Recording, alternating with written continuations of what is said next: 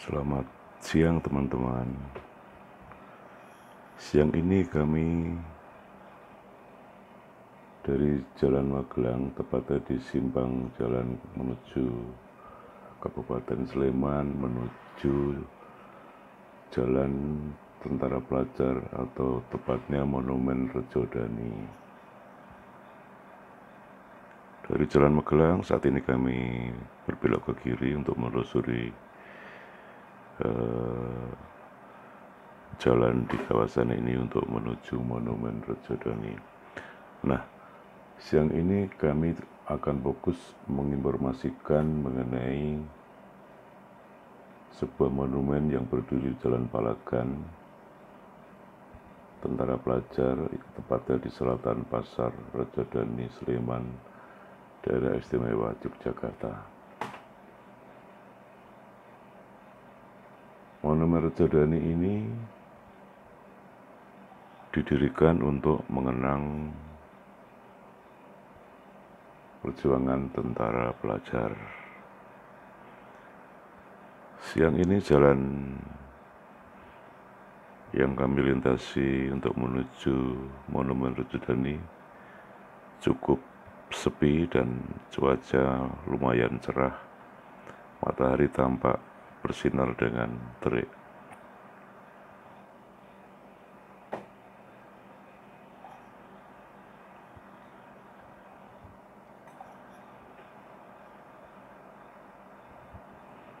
Jalanan yang kami lintas ini melalui perkampungan dan kanan kiri jalan sebagian ada perumahan warga, sebagian lagi ada kebun milik warga ataupun juga persawahan.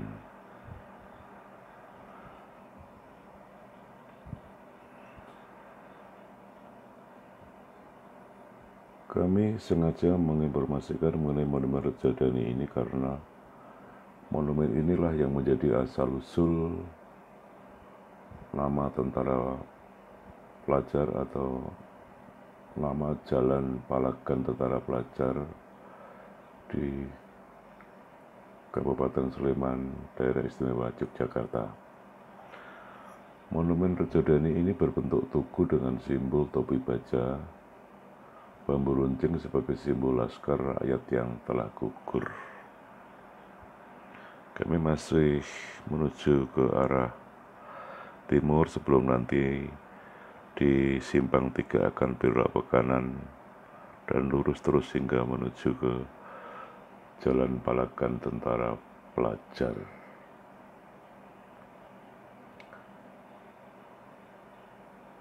Sementara di atas Monumen Rejodani juga ada pondasi persegi 4 tertulis Medan Laga Rejodani dan ada 8 nama tentara pelajar yang gugur dalam pertempuran melawan Belanda.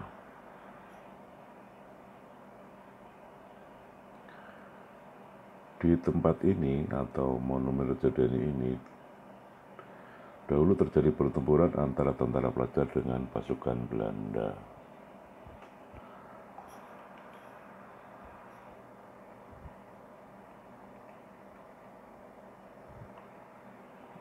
Menurut catatan atau literatur, setelah kemerdekaan RI dan pemindahan ibu kota RI dari Jakarta ke Yogyakarta, Belanda saat itu ingin lagi menguasai Indonesia, memfokuskan perhatiannya ke kota Yogyakarta.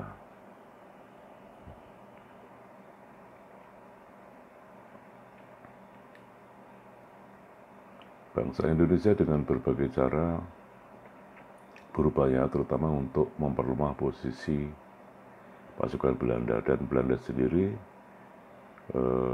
berusaha memperlemah posisi Indonesia di mata dunia, diantaranya dengan melakukan penangkapan tokoh-tokoh berpengaruh seperti tokoh politik maupun pimpinan pejuang, termasuk penyerangan ke markas-markas pertahanan. Namun rakyat Indonesia tidak tinggal diam dalam mempertahankan kemerdekaan tersebut. Bukan hanya tentara dan pejuang yang maju ke medan laga, tetapi anak-anak muda juga tidak mau ketinggalan, dan mereka membentuk tentara pelajar. Satu di antaranya bermarkas di Dusun Balong, Donoharjo, Ngaglik, Sleman dengan komando Kapten Martono yang kita ketahui mantan Menteri Transmigrasi di era Orde Baru. Kami masih menyusuri kawasan Sleman menuju ke timur ke arah Jalan Palagan Tentara Pelajar, dan situasinya juga makin terik dan hanya ada sekali beberapa kendaraan, dan kanan kiri jalan yang kami lintasi cukup bagus juga karena ada persawahan, kemudian perkampungan, sementara beberapa tempat kuliner tampak sepi karena mungkin tidak ada pengunjung karena dampak pandemi COVID-19. Kembali ke markas tentara pelajar di Balong, di Ngaglik atau Donoharjo, Sleman tadi, juga tidak lepas dari sasaran penyerangan Belanda, tepatnya pada 29 Mei 1949. Belanda berencana menyerbu markas tersebut, namun rencana penyerangan Belanda itu bocor dan para tentara pelajar yang bermarkas di tempat itu bersiap-siap untuk melawan Belanda.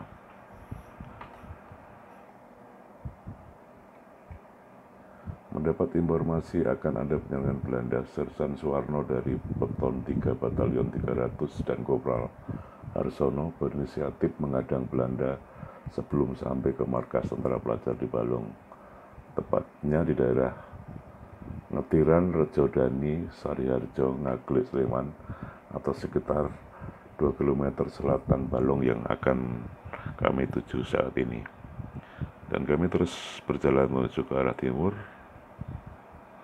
Suasana masih sama seperti kami berbelok dari Jalan Magelang tadi, dan hanya sesekali ada kendaraan juga, baik roda 2 maupun roda 4.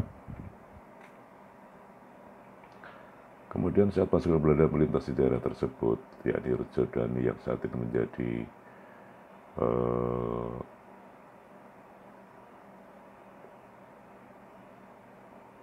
monumen tentara pelajar, pertempuran pun tidak dapat dielakkan. Terjadilah baku tembak antara tentara pelajar dengan Belanda. Namun karena persenjataan dan amunisi yang dimiliki tentara pelajar kurang memadai atau sangat terbatas, maka mereka terdesak dan Belanda pun terus mengejar para tentara pelajar.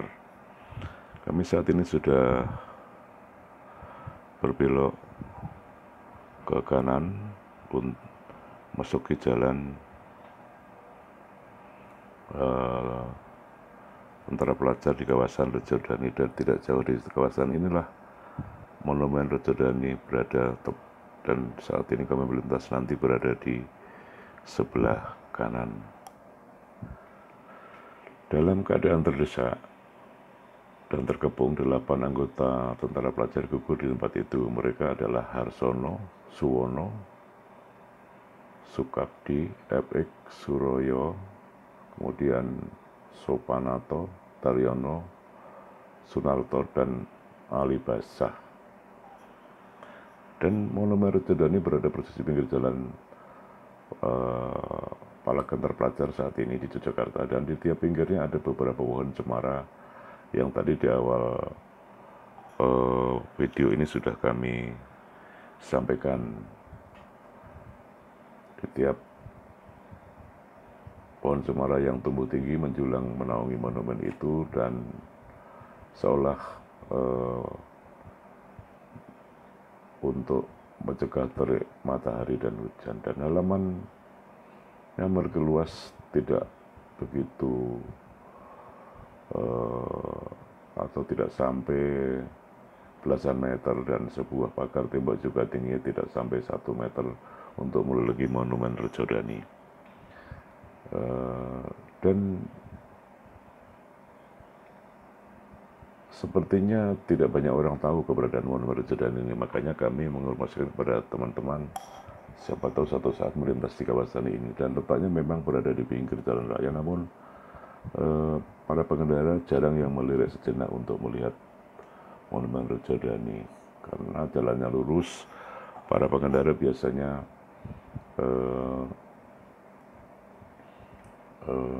memacu kendaraannya saat melintas di monumen ini. Sebenarnya sering dengan pertumbuhan penduduk juga makin banyak rumah-rumah warga di sekitar monumen, dan banyak orang yang jadi menyadari keberadaan monumen dengan keberadaan rumah-rumah warga, dan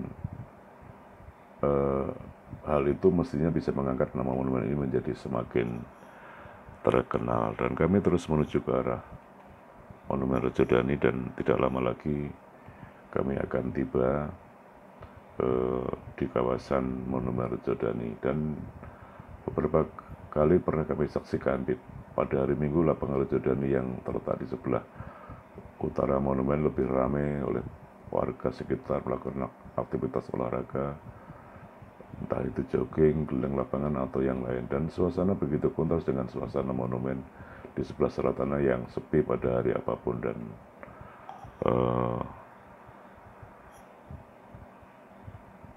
sudah begitu kontur tanah lapangan Rejodani juga lebih tinggi, seakan kedudukannya lebih terhormat dibanding monumen tersebut. Dan perlu kami sampaikan bahwa tentara pelajar adalah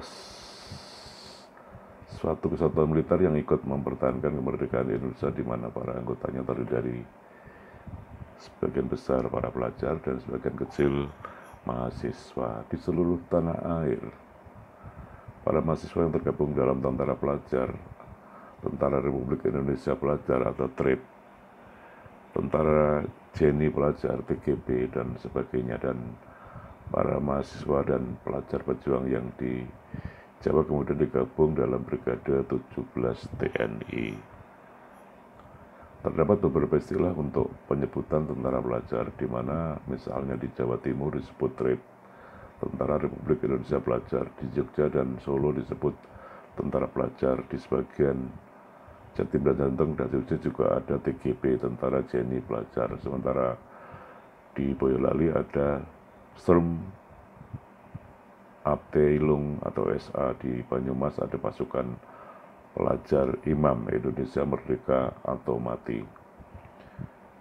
Saat menghadapi agresi Belanda kedua oleh Presiden Soekarno, kesatuan pelajar pejuang bersenjata dimasukkan dalam kesatuan otonom dalam jajaran TNI, yakni Brigade 17 TNI. Kemudian Brigade 17 TNI dibagi menjadi 5 detasemen, yakni detasemen 1 TRIP di Jawa Timur, detasemen 2 TP di Solo, detasemen 3 atau TP di Jogja, detasemen 4 di Jabar, serta detasemen 5 atau detasemen khusus TGB. Sedangkan kesatuan pelajar pejuang Indonesia bermula dari para pelajar yang pada awal kemerdekaan tergabung dalam satu-satunya organisasi pelajar, yaitu Ikatan Pelajar Indonesia. Demikian teman-teman, informasi yang dapat kami sampaikan, mudah-mudahan bermanfaat. Terima kasih, salam dari kami.